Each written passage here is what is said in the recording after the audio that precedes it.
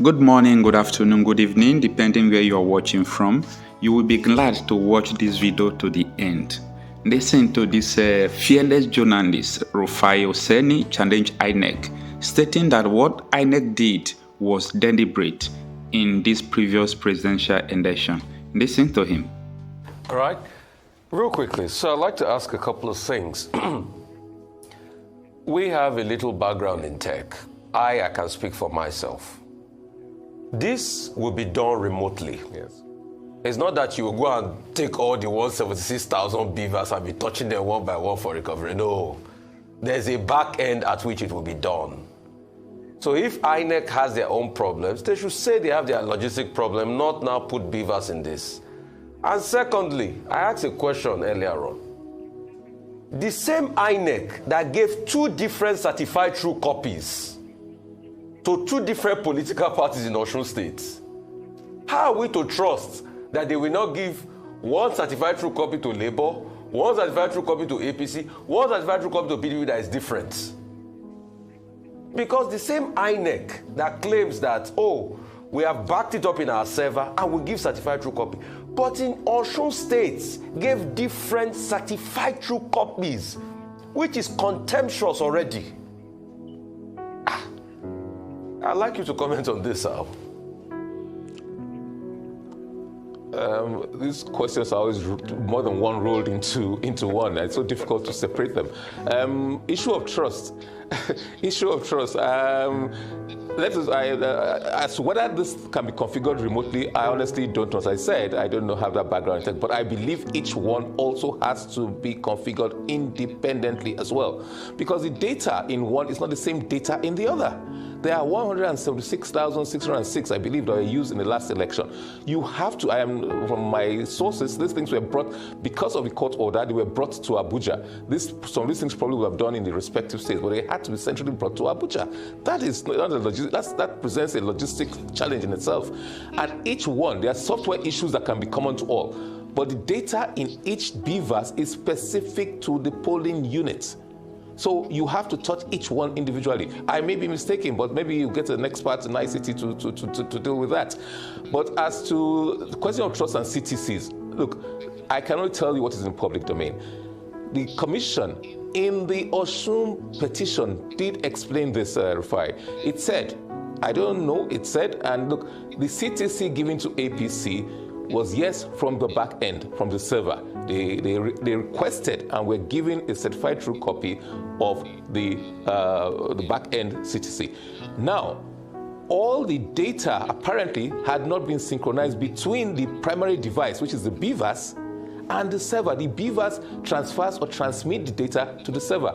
But as at the time APC applied first, as at the time it applied, apparently all had not been, they had not synchronized. The mistake there, and it's a serious one, is that they did not put any caveat in the certified true copy they gave to the APC. So by the time the PDP came, they were given a certified copy, but this was after the synchronization. Synchronization there is a technical word to ensure that all the data in the device, primary device, have entered and hit the server. Sometimes you use things, you transfer or transmit data from maybe to your phone, which is a small to a back end to another phone. When you transmit that data, sometimes not all of it goes, or sometimes it takes time for it to be transmitted into the back end that you're trying to do. That is the explanation offered by the commission. And that's my understanding. That was what was stated in the court documents which I've read.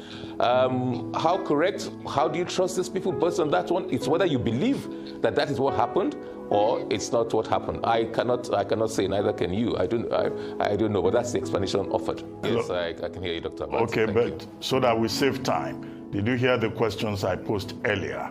Yes. About INEC preparedness and the integrity and accountability of INEC. Please go ahead. I think you asked about at least 3 questions in one. And if I remember all of them, you answered the first question. But why did INEC disappoint in view of all they had promised?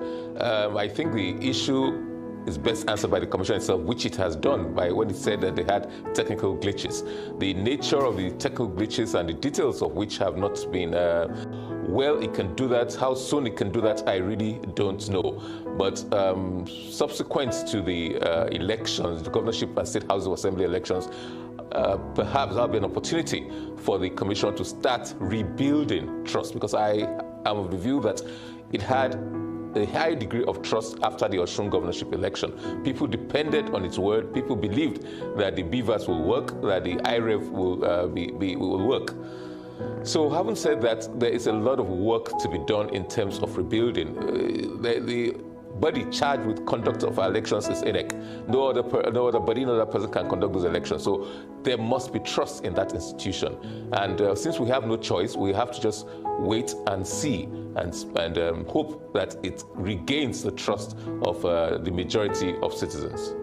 Well, still on trust, Mr. Osaze Uzi, is this issue around the tampering with the information on beavers when INEC reconfigures, and this was one of the main issues that had come up when they'd approached the courts to allow them vary the order, initial order given by the courts to enable them to reconfigure beavers.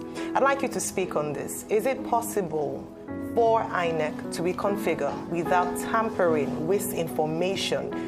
Yes, we've heard that they would back up information on there, but there's still a bit of uncertainty around that. And like you said, it's also around an issue of trust. Well, please, I'd like to get your thoughts on this. Well, I am not a technical expert, but yes, from my limited experience, I know that the information contained, the data contained in the beavers can be saved, can be backed up both in cloud, in servers. It certainly can. You don't necessarily have to tamper it to reconfigure it. People have to understand what reconfiguration means or what it consists of. I know, for example, that these machines were configured to start at about 8:30 on a certain day, the last election day, 27th, 28th of February. Now, to use it for another election, you have to configure it for the specific date of the election, and you cannot start before that particular time. Elections polls open at 8:30, so if you configure it to start at 7:30, it probably will not start, because unless you configure it to start at that time. I think it's a question of trust as well. Figures should not be, accreditation figures or no figures should be put into the beavers until the time limited for opening of polls. And automatically, as you program it, it shuts down at a particular time, by which time it's expected that everybody who was on the queue at 2:30 will have voted. So it doesn't shut down at 2:30, but a period of grace, maybe 4, 5, 6 hours, so that it can enable the device take care of everybody. Well, automatically it will shut down. Thereafter, you cannot accredit anybody unless and until you reconfigure it again. So that's basically the importance of that. But yes, you can save all the data and information. The interesting thing is that Dr. Onyechi Ikpeazu was in the Osun governorship election petition as well. So his own experience there, I'm sure, informed, who is now counsel to the Labour Party, informed his caution when he did say explicitly that, look, he has had some experience, and that is true, because in Osun, some of the data had not been synchronized between the beavers and the back end and the servers. So that was why he said there was some difference between the certified true copy given to the APC in the Osun election petition and that given to the PDP by that the same INEC. So one has to be extremely careful, and I'm happy, and it's usual for the courts to allow all interested parties, not just the petitioner, but also the respondents, any party to the petition, to have access so that they can watch the process, can monitor the process, and they get all the information and data that they require without tampering, and while preserving the integrity of that data and the availability of this device to be used for subsequent elections.